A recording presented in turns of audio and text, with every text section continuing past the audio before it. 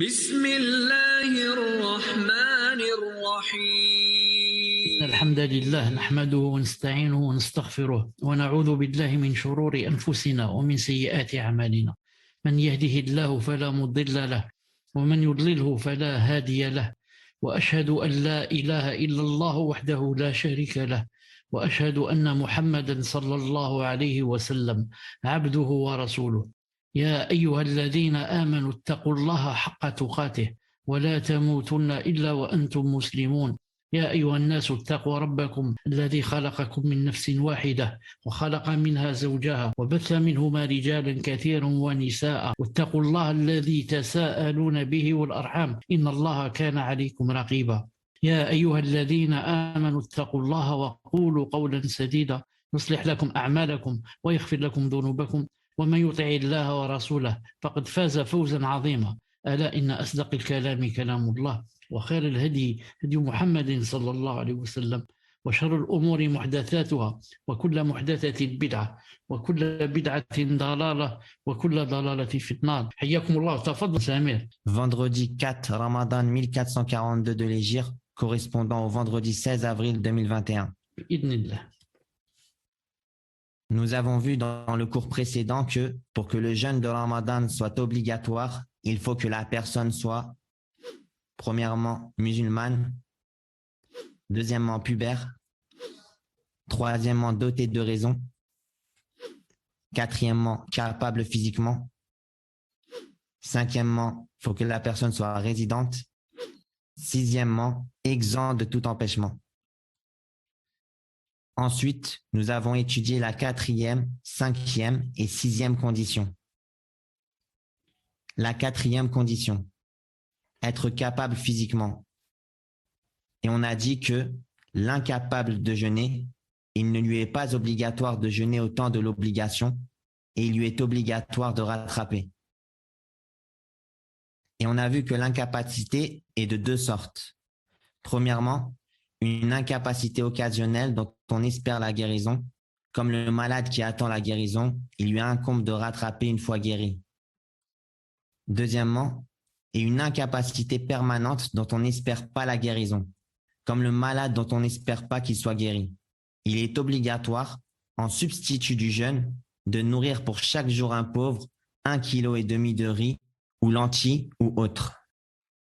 Et on a vu aussi que la femme enceinte et l'allaitante, si elles craignent pour leur enfant ou pour elles-mêmes, elles donnent en nourriture et ne rattrapent pas.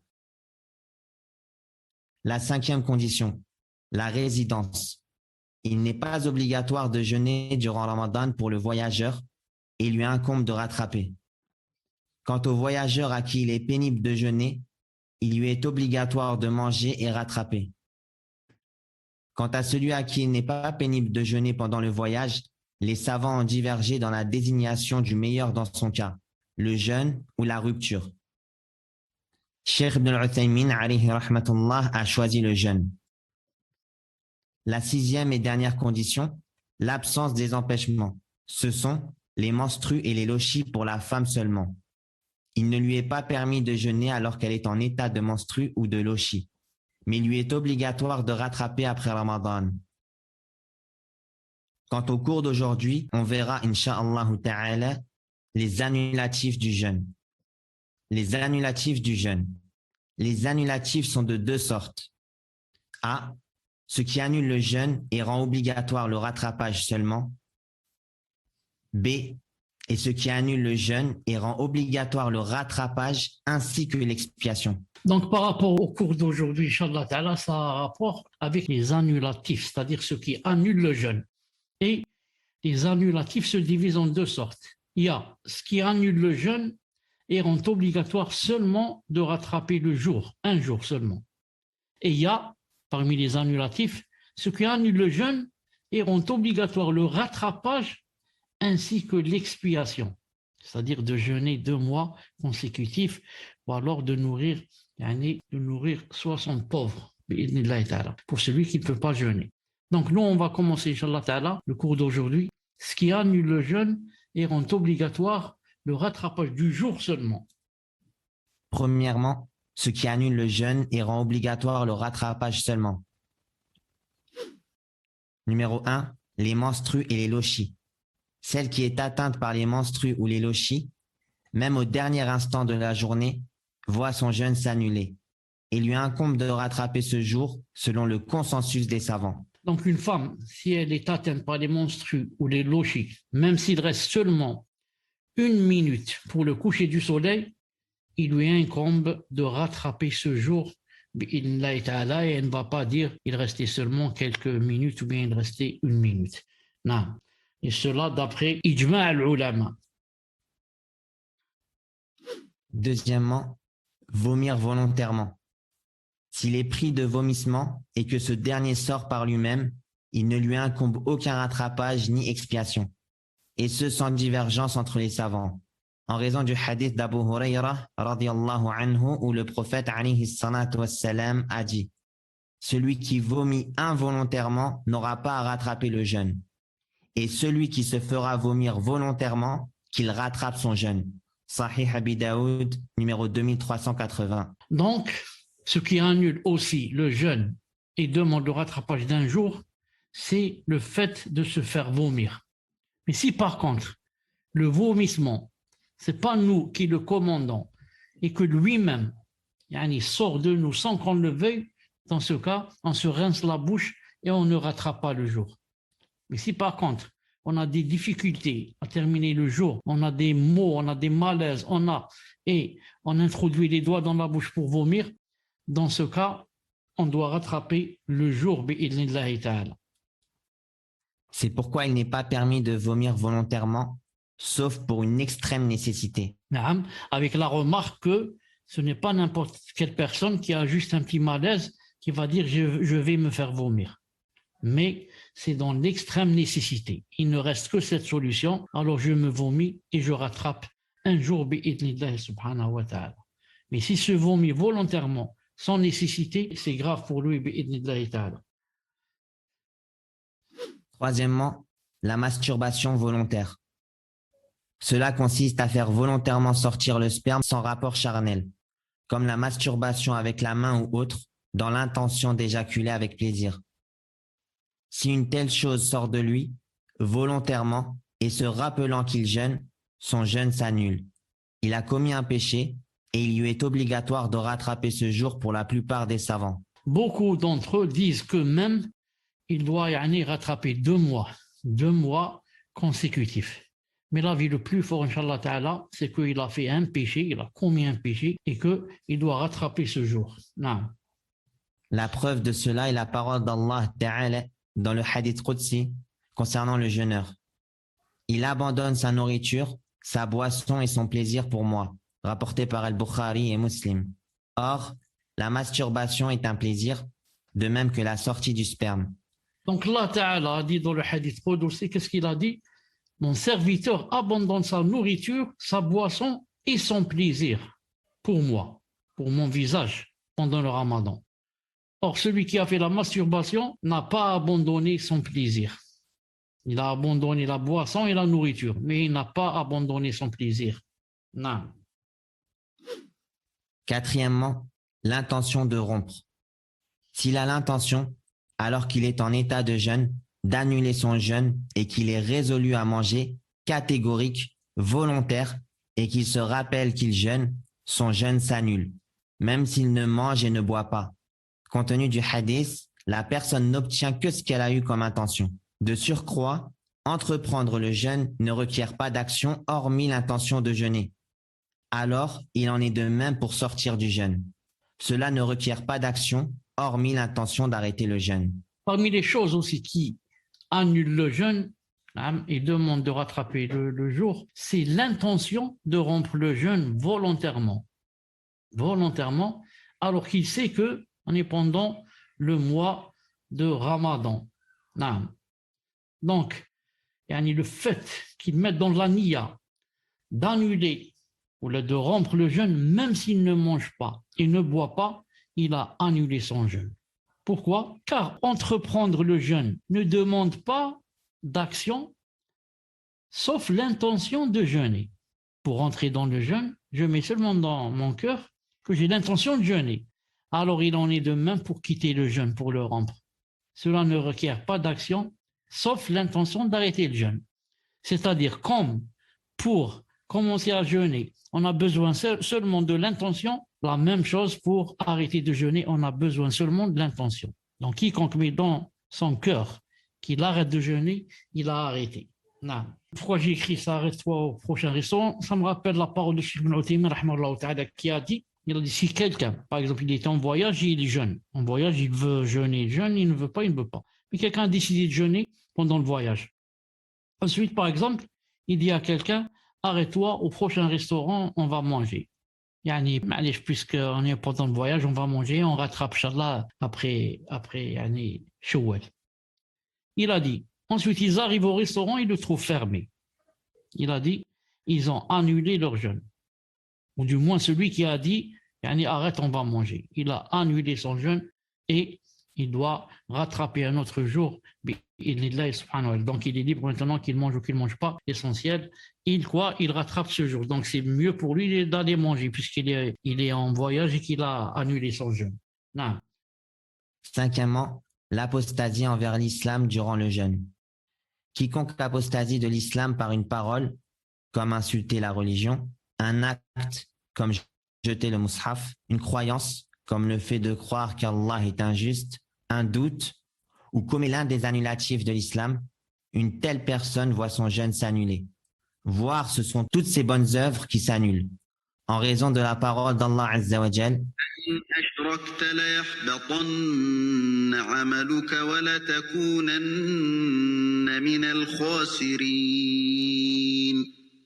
Si tu donnes des associés à Allah, ton œuvre sera certes vaine. Az-Zumar, verset 65. Quiconque quitte l'islam, apostasie, et quelqu'un qui a vraiment su ce qu'est l'islam, et quelqu'un dont l'islam et sa lumière sont rentrés, sont arrivés au plus profond de son cœur, jamais une apostasie, entre parenthèses. Vous vous rappelez même ce qu'a dit César, si vous vous rappelez.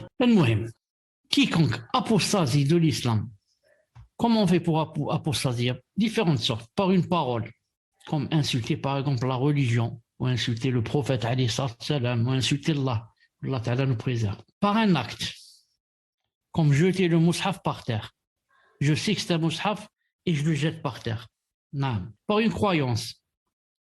Par exemple, mettre dans son cœur et se dire que Allah Ta'ala est injuste. Allah Ta'ala fait de l'injustice. Ou alors un doute. Je ne sais pas, il y a le paradis, il y a l'enfer, il y a une rencontre avec Allah Ta'ala, il n'y a pas. Dans entre parenthèses, je ne parle pas des wasawis. Les wasawis, quand quelqu'un les pousse, il ne sort pas de l'islam. Non, il ne sort pas de l'islam, même si les wasawis sont graves. Mais le muhim, quand il est avec son cœur apaisé, il ne dit pas, il n'y a pas d'Allah, il n'y a pas de paradis, il n'y a pas d'enfer, il n'y a pas la rencontre d'Allah. Et quand il y a les waswas, il est excusé. Le muhim, il doit repousser le maximum. Ou comme l'un des annulatifs de l'islam, les autres annulatifs. Alors une telle personne voit son jeûne s'annuler.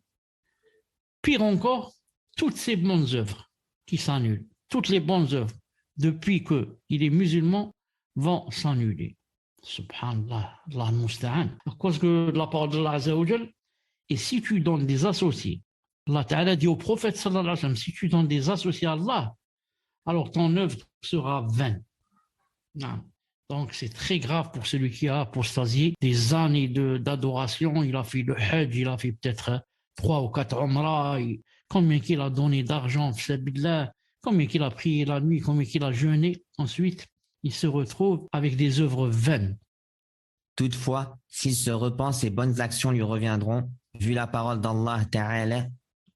ومن يرتدد منكم عن دينه فيمت وهو كافر فأولئك حبطت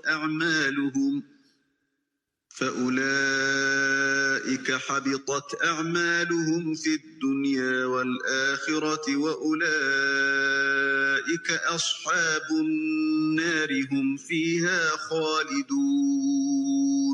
Et ceux qui parmi vous abjureront leur religion et mourront infidèles, vaines seront pour eux leurs actions dans la vie immédiate et la vie future. Voilà les gens du feu, ils y demeureront éternellement. Al-Baqarah, verset 217. Alors on a dit toutefois, s'il se repent avant de mourir, alhamdulillah, Allah Azza wa Jal, par sa grande et très grande miséricorde, lui rend toutes les bonnes œuvres qu'il a faites.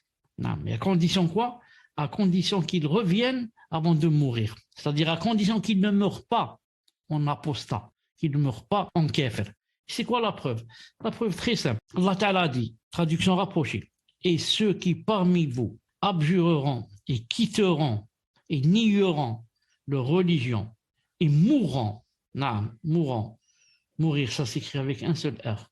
Vous m'allez ralto, je sais, ce sont les autres qui sont trompés. Et mourant infidèles, vaines seront pour eux leurs actions dans la vie immédiate et dans la vie future. Ça veut dire, ceux qui abjureront leur religion et ne mourront pas infidèles, mais recouvreront encore une fois l'islam et mourront musulmans. Alors, ne seront pas vaines pour eux leurs actions dans cette vie et dans la vie future. Donc c'est pour ça que Allah Ta'ala a dit فَيَمُتْ وَهُوَ كَافِرٌ. Il a dit فَيَمُتْ وَهُوَ كَافِرٌ. يرتدد. Il apostasie, ensuite il meurt en tant que kafir. Mais s'il revient à l'islam et meurt en tant que musulman, bien sûr ceux-là, leurs actions ne seront pas vaines, Inch'Allah Ta'ala. Sixièmement aussi, parmi les choses qui annulent le jeûne et demandent de rattraper le jour, Les injections nourrissantes qui dispensent de manger et de boire, car elles ont le statut de la nourriture et de la boisson.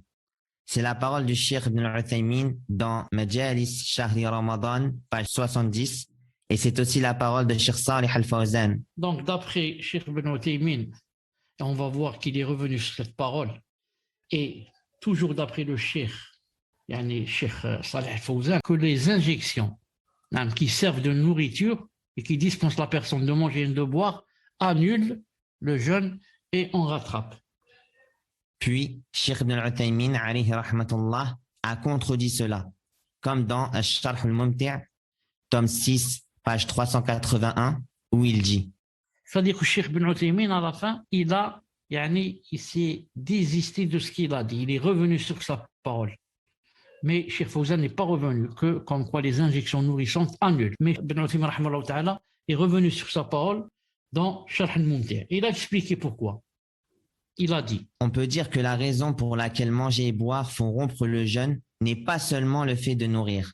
Plutôt, la raison peut être constituée à la fois du fait de nourrir et aussi du plaisir de manger et boire. Cela peut être prouvé par le fait que le malade, quand il est nourri via les injections durant des jours, éprouve toujours l'envie pressante de nourriture.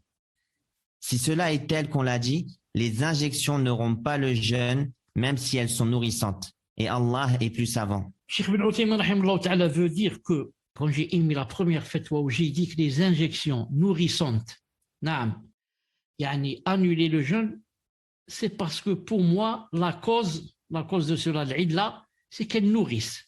C'est comme si la personne donc mangeait et buvait. Donc pour cette raison, j'avais dit que les injections nourrissantes annulaient. Ensuite, il a dit, c'est-à-dire j'ai bien médité sur ce problème et j'ai trouvé que, en fait, la cause qui annule, ce n'est pas seulement le fait que ces injections dispensent du manger et de boire. Il a dit, la preuve, c'est que le malade, quand il est nourri via des injections durant des jours, il a toujours l'envie pressante de nourriture. Ça veut dire que donc la cause, ce n'est pas seulement la nourriture, manger et boire, mais la cause est constituée à la fois du fait de nourrir et aussi du plaisir de manger et de boire. Or, celui qui prend des injections, ça, il est nourri, mais il n'a pas le plaisir de manger et boire. C'est pour ça qu'il éprouve toujours l'envie pressante de nourriture après être sorti, par exemple, de l'hôpital. Il a dit, dans ce cas, alors les injections ne rendent pas le jeûne, même si elles sont nourrissantes. Et là, il est plus savant. Vous avez compris? Il a dit, pour que les injections nourrissantes annulent, il faudrait qu'elles se composent du but de dispenser à la personne du manger et du boire, et en même temps de ne pas lui donner envie à manger et boire. Or, il a dit, ceci ne se trouve pas dans les injections. Ça dispense du manger et de boire, mais ça laisse toujours l'envie de vouloir manger et boire. Donc, il a dit, c'est pour ça que ça n'annule pas. Bi'idhnillahi ta'ala. Quant aux injections qui ne compensent pas la nourriture et la boisson, mais qui sont destinées au traitement, comme la pénicilline, l'insuline ou pour la stimulation du corps, ou les injections de vaccins, elles n'affectent pas le jeûne, qu'elles soient intramusculaires ou intraveineuses. Fatawa Mohammed bin Ibrahim, tome 4, page 189. Néanmoins, le plus précautionneux est que ces injections se fassent la nuit. Donc, quant aux autres injections, qui ne compensent pas la nourriture et la boisson, comme la pénicilline, l'insuline, ou pour la stimulation du corps, ou les injections de vaccins, qu'elles soient intramusculaires ou intraveineuses, elles n'affectent pas le jeûne. Mais le mieux, ou l'ahwat, c'est de les faire la nuit si c'est possible. Mais si on ne les fait pas la nuit et on est dans l'obligation de les mettre pendant la journée, il n'y a pas de problème, Inch'Allah Ta'ala. Parce que pourquoi? Parce que celles qui dispensent, celles qu'on a vues dans la diapo avant, celles qui dispensent du manger et du boire, et Cheikh Ibn Uthaymin a dit, ça n'annule pas. Qu'en est-il des injections qui ne compensent pas la nourriture et la boisson? Non. Quant à la dialyse qui requiert l'évacuation du sang pour le nettoyer, puis le faire revenir une autre fois, avec des substances chimiques et nourrissantes comme les sucres, les sels et autres, ajoutés au sang, cela est considéré comme rompant le jeûne. Voir Fatawa al-Lajnati ad-Da'ima, tome 10, page 19. Donc, la dialyse, Allah subhanahu wa ta'ala nous protège, qui requiert de mettre en même temps, dans la dialyse, de mélanger avec des substances chimiques et nourrissantes, comme les sucres, les sels et autres, tout cela ajouté au sang, cela est considéré comme annulatif. Et la personne, qu'est-ce qu'elle fait? Après, si elle est obligée de faire la dialyse pendant la journée, après elle rattrape, Inch'Allah Ta'ala. Sauf si elle ne peut pas rattraper, bien sûr, elle ne guérit pas, donc elle nourrit pour chaque jour un pauvre. Il lui incombe de rattraper, sauf si sa maladie est incurable. Il doit alors nourrir un pauvre pour chaque jour. Contrairement au cas où cette dialyse est exempte de ces substances et dont le but est de simplement nettoyer et purifier le sang. Le jeûne ne se rompt pas dans un tel cas, indiqué par le Cheikh Ibn Uthaymin, qu'Allah lui fasse miséricorde. Donc vous avez remarqué que la dialyse se divise en deux. Il y a deux sortes. Il y a celle avec laquelle on mélange des substances chimiques et nourrissantes, comme les sucres, les sels et autre chose. Celle-là, ça annule et on rattrape le jour. Si on peut plus tard, si on ne peut pas, on nourrit un pauvre pour chaque jour. Et la deuxième sorte, c'est celle, à laquelle on n'ajoute rien. Elle est exempte de ces substances et son but, c'est seulement de nettoyer et purifier le sang. C'est-à-dire le même sang, il sort de nous, il passe par des appareils, il se purifie, il revient vers nous sans qu'on lui ajoute rien. Celle-ci, cette sorte de dialyse ne rompt pas le jeûne bi'idhnillahi ta'ala d'après l'avis de Cheikh Ibn Uthaymin.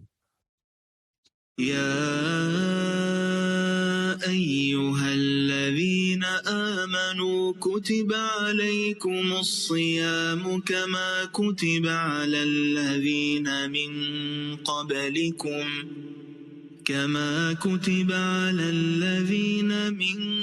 قبلكم لعلكم تتقون. Donc en fait, c'était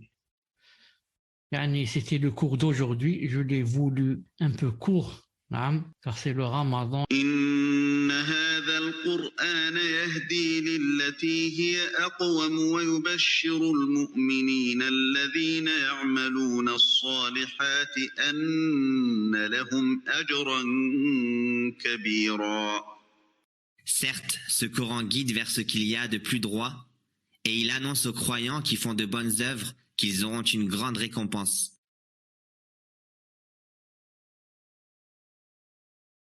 عن أبي هريرة رضي الله عنه أن رسول الله صلى الله عليه وسلم قال: ومن سلك طريقا يلتمس فيه علما سهل الله له به طريقا إلى الجنة رواه مسلم. D'après Abu Huraira, radiyallahu anhu, le prophète alayhi salatu wassalam a dit: celui qui emprunte un chemin par lequel il recherche une science, Allah lui fait prendre par cela un chemin vers le paradis. Le prochain cours, Inch'Allah Ta'ala, vous le trouverez sur Twitter et sur le web, Inch'Allah Ta'ala. Assalamu alaikum wa rahmatullahi wa barakatuh. وعليكم السلام ورحمة الله وبركاته. بارك الله فيكم شيخ، جزاكم الله خيرا، حفظكم الله. الله شيخنا. آمين، بارك الله فيكم. السلام. صحة فطوركم. صحة فطوركم شيخ.